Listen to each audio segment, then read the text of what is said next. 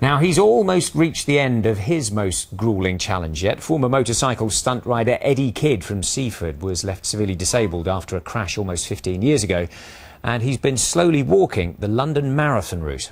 Eddie is the final entrant on the course in this year's event, and he's been walking a mile a day for the last 2 months. Linda Hardy caught up with him as he nears the finishing line with just 3.5 miles to go. It's when you see just how difficult it is for Eddie Kidd to simply have a drink that you start to understand just how gruelling this challenge is for the brain-damaged former stuntman.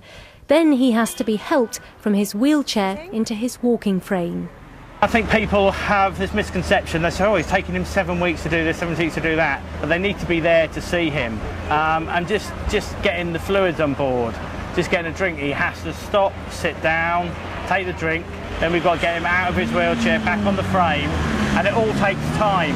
And Eddie really has been amazing that he's really kept that faith with him all the time.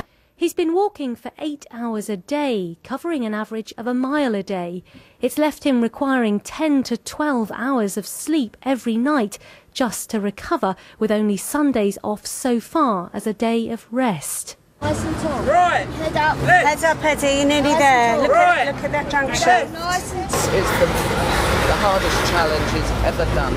Of all the jumps I've seen him do, this is the hardest. Yes, I'm just so emotional with him now. Device, a sensor sending messages to his brain, enabling him to keep his left foot straight, allowing him to walk.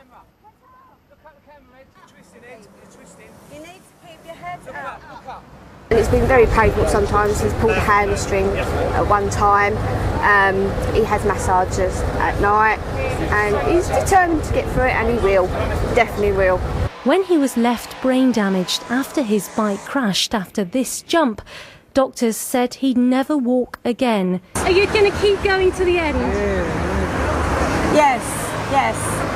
No intention of stopping?